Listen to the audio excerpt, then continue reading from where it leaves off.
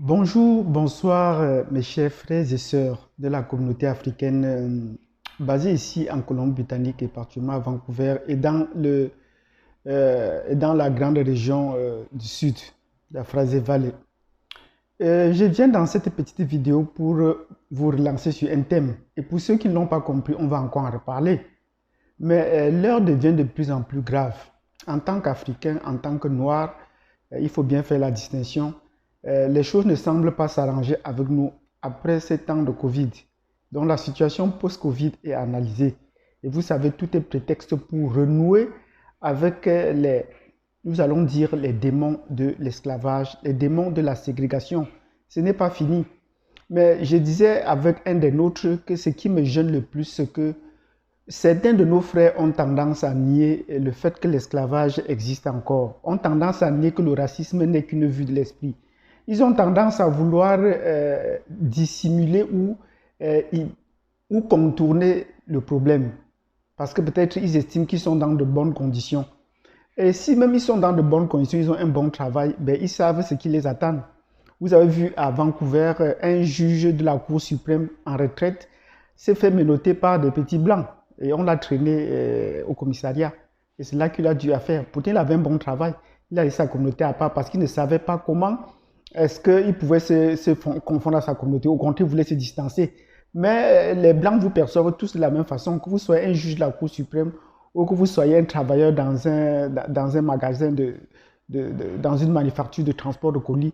On vous considère tous les mêmes. Mais si même vous avez une très bonne situation aujourd'hui, vous pensez que les dés sont faits, que votre situation est mieux qu'en Afrique, mais qu'avez-vous fait des enfants ou qu'allez-vous faire de la génération qui arrive? C'est là où se situe mon point aujourd'hui.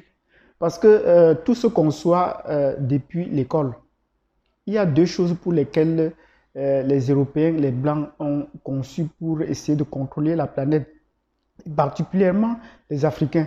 Il y a la religion et il y a l'école. Ils vous ont donné l'école, ils admettent que tout le monde vient à l'école, mais ce qu'ils vous enseignent à l'école n'est pas toujours juste. Il y a des points d'interrogation qu'il faut se poser sur certaines façons de faire.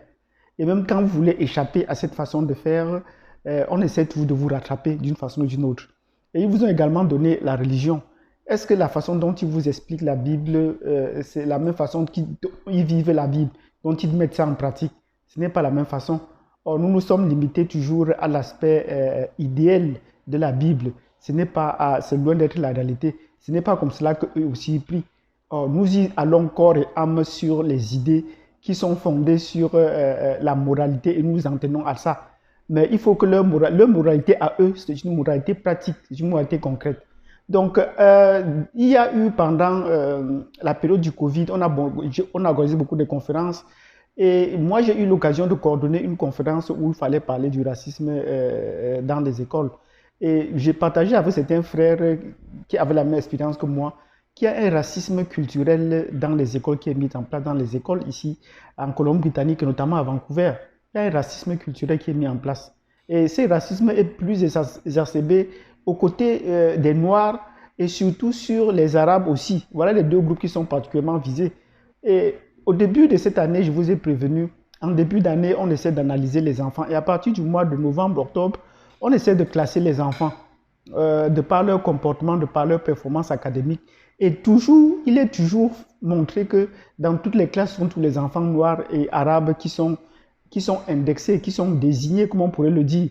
Donc on les tag et on estime qu'ils n'ont pas la capacité morale, la capacité intellectuelle nécessaire pour suivre le cours au même rythme que les autres, même si peut-être leur approche n'est pas la même. Donc je viens dans cette vidéo pour vous dire, actuellement on est passé de la phase d'indexation des enfants du génocide culturel à une certaine application qui tend plus à une forme d'apartheid. Parce qu'il m'est parvenu que dans les écoles ici, dans certaines écoles, actuellement, il y a une classe, pour un même niveau de classe, supposons de la sixième année, il y a une sixième année pour les blancs et une sixième année pour les noirs. Parce que curieusement, dans cette différenciation-là, c'est plus sur l'origine, la couleur de la peau que cela est fait. Or, nous les parents, qu'est-ce que nous faisons face à ça? Donc, je suis venu dans cette vidéo pour vous interpeller. Si vous pensez qu'on peut faire quelque chose, essayez de nous joindre pour qu'on essaie de voir quelles sont les actions qu'on peut entreprendre pour protéger au moins la génération à venir, pour protéger nos enfants. Parce que comprenez bien, en tant qu'éducateur, c'est à ce moment que la ségrégation se fait, qu'on essaie de bannir les enfants, qu'on essaie de casser la concurrence, si bien qu'avant d'arriver à l'université, vous ne trouvez plus de Noirs.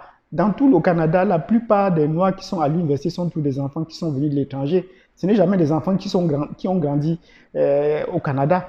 C'est toujours ceux qui ont... Parce que leur parcours a déjà été faussé depuis l'élémentaire, depuis le secondaire. Et cela ne leur donne pas la possibilité d'entrer à l'université. Au pire, ils peuvent entrer dans une école de formation, peut-être au niveau collégial. Et c'est tout, on pense que c'est bon pour eux. Donc, je suis venu dans cette vidéo pour vous interpeller. Si vous pensez qu'on peut non seulement dénoncer, mais qu'on peut également prendre des actions pour essayer de contrer cette action qui est en train de se mettre en place. Cet apartheid qui est en train de se mettre en place pour nous et pour nos enfants, il faudrait qu'on essaie de se mobiliser et vous nous faites signe pour qu'on essaie de voir les actions qu'on peut mener dans ce sens. Ceci interpelle particulièrement les parents qui ont les enfants ici et qui se préoccupent d'aller à l'école, mais les enfants vont finir en prison. Nous vous disons toujours ça, les jeunes garçons au Canada, en Amérique du Nord, finissent toujours en prison. Plus de 75% de la population carcérale en Amérique du Nord est constituée de nos enfants, de nous. Et cela se prépare depuis l'école. Donc, si vous avez suivi cela, je vous dis à tantôt et j'attends vos réactions. Parce que là, il faut réagir. Il ne faut plus seulement contempler et attendre que Dieu va s'en occuper. Merci.